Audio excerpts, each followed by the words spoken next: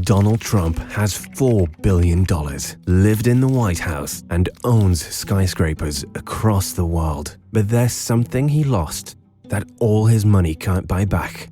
In 1991, Donald Trump sat down for an interview with Larry King. Smiling confidently, he made a prediction.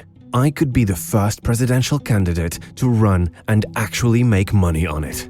20 years later, the same dream would cost him his family empire, his closest allies, and the thing he feared losing most: his father's legacy. This is the story of how America's most powerful man lost everything that actually mattered to him. What you're about to hear isn't in any book. It's not in any documentary. And the Trump family has spent millions trying to keep it hidden. October 7th, 1885, a German immigrant steps off of the SS Ida at New York Harbor. His name is Friedrich Trump. Friedrich wasn't just seeking opportunity in America, he was fleeing military service, marking the beginning of a pattern that would haunt the Trump family for 3 generations.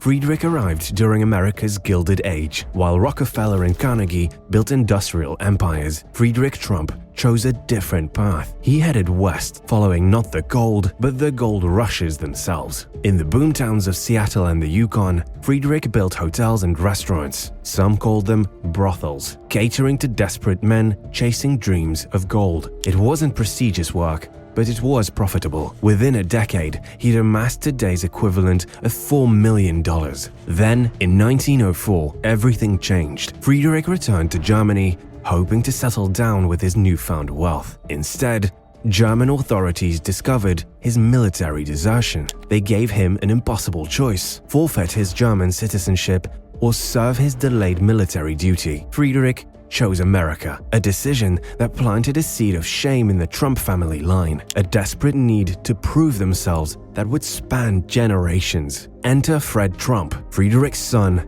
Born in 1905 in the Bronx, Fred wouldn't just build on his father's fortune, he would transform it. While other developers chased quick profits, Fred revolutionized low-cost housing construction in New York's outer boroughs. Build below cost, sell below cost, make your money on volume. That was Fred's motto. He introduced assembly line techniques to home building, bought supplies in bulk, recycled unused materials. By age 16, he was already building houses, not luxury towers, but solid, affordable homes for working-class families. By 1940, the Trump name meant something in Queens and in Brooklyn. It meant quality homes at fair prices. It meant keeping your word. Fred Trump wasn't just building houses, he was building a legacy of trust. But in 1946, everything Fred Trump had built would face its greatest test: the birth of his 4th child, Donald.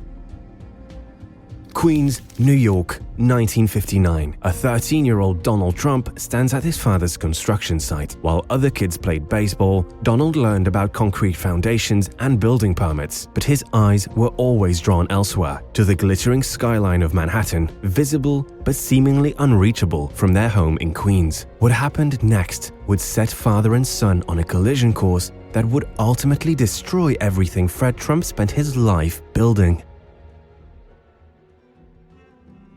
1973, the Grand Hyatt Hotel's marble lobby. Donald Trump, 27 years old, wearing his signature navy suit, stands before New York's most powerful bankers. He's half their age, with twice their ambition, and what he's about to do will change his family's destiny forever.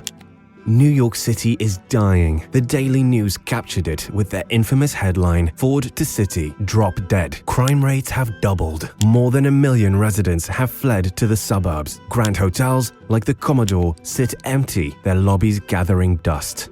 You might think this is where Donald failed. After all, who would trust a 27-year-old with no Manhattan experience during the city's worst crisis? But Donald Trump had something no other developer had: his father's reputation.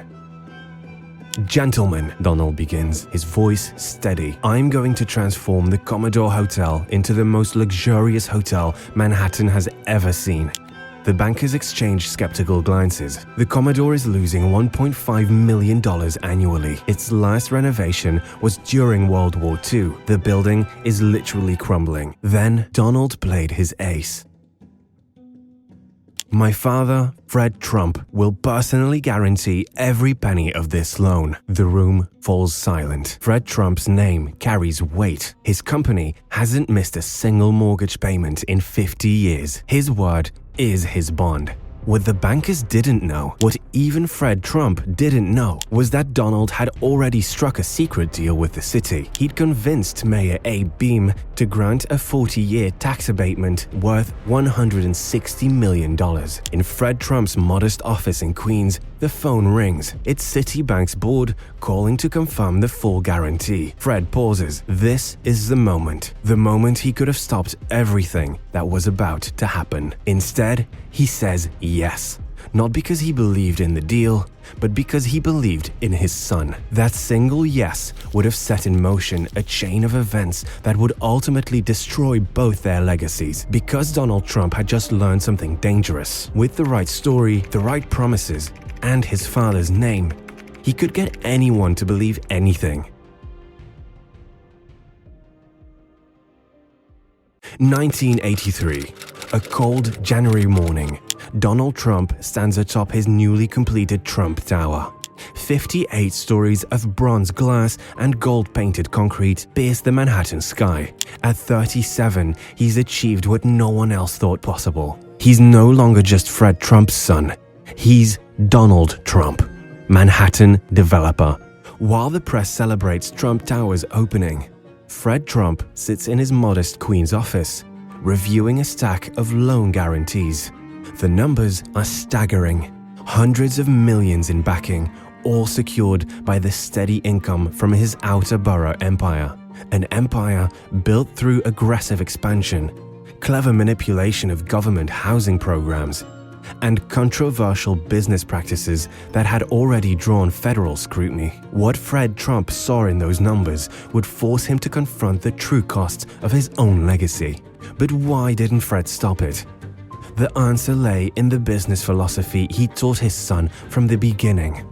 Expand, maximize profit, win at all costs. It was the same approach that had made Fred Trump successful and controversial in Queens and Brooklyn. Friedrich Trump's legacy of ambitious deal-making lived on in both father and son. Fred had built his empire through aggressive expansion and clever manipulation of government housing programs. Now, Donald was taking those same lessons to Manhattan. Atlantic City, 1985. Donald Trump stands before another group of bankers. This time, he's not asking for millions, he's asking for billions. Trump's castle will be the finest casino in Atlantic City, he promises. The bankers are skeptical, but Donald has something better than his father's guarantee this time. He has his own name. Trump Tower has made him famous. The art of the deal is about to make him a legend. But there's something Donald Trump isn't telling them. His Manhattan properties aren't generating the cash flow he claims. Trump Tower's apartments aren't selling at the prices he's reporting.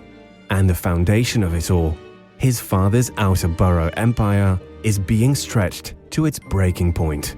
None of this matters to the bankers. They've stopped looking at the numbers. They're buying the brand. They're buying the story. They are buying Donald Trump. It's the biggest gamble of Donald's life. If it works, he'll become one of the richest men in America. If it fails, he'll lose everything, including the empire his father built through decades of controversial but carefully managed dealing.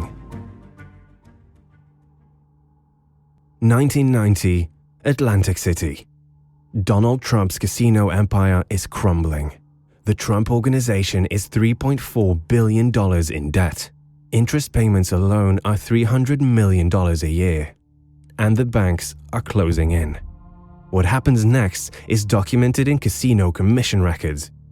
A desperate move that would expose the tactics both father and son had long employed. December 17, 1990. Trump Castle Casino.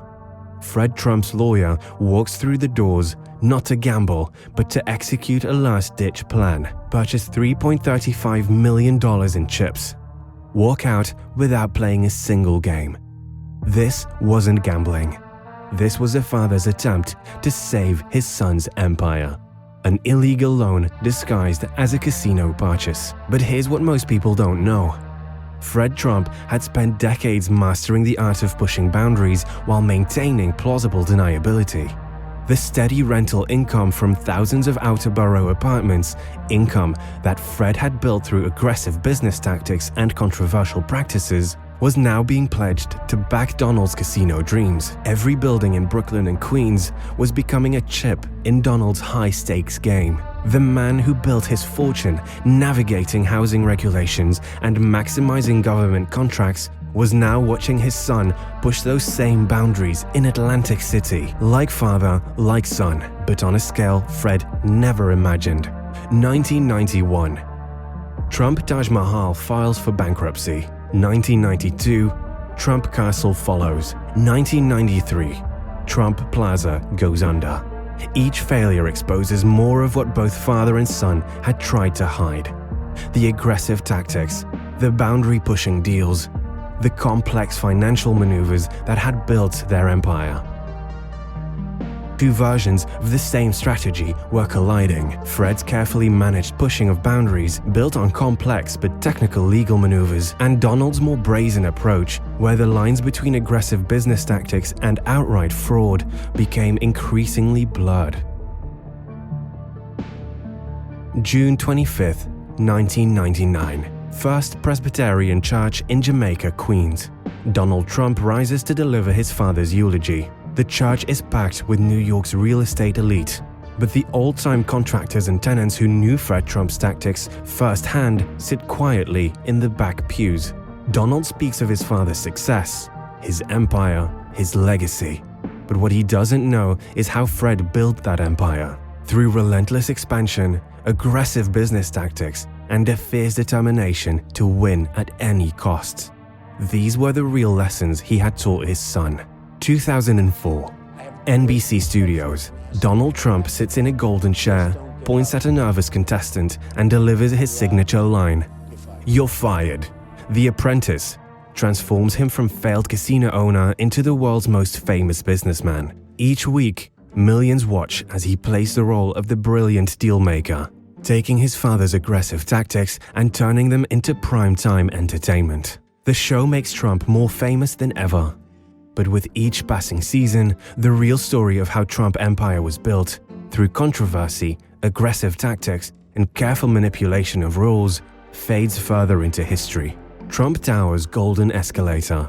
Donald Trump rides down to announce his presidential campaign. The crowd cheers. The cameras flash. This is his moment. 2024, Manhattan courtroom. Judge Engoron's verdict cites repeated and persistent fraud in the Trump Organization's financial statements. The penalty, $355 million. The judge's words echo the patterns of the past. Both father and son built empires by pushing boundaries. The difference? Fred Trump had mastered the art of staying just within the lines, maintaining a careful distance between aggressive business tactics and legal jeopardy. His son would blur those lines completely. Today, the Trump name appears on buildings across the world. It's worth billions in branding alone. Donald Trump became president, built a global brand, and amassed a fortune his father could never have imagined. In the end, Donald Trump achieved everything he dreamed of that day in Queens, staring at Manhattan's skyline. He built the tallest towers. He became more famous than his father could have imagined. He even reached the highest office in the land. But in doing so, he exposed what had always been at the core of the Trump empire, a willingness to push every boundary in pursuit of profit and power. 3 generations of Trumps built an empire worth billions. Each generation pushed boundaries further than the last, but it took the 3rd generation to finally cross them completely.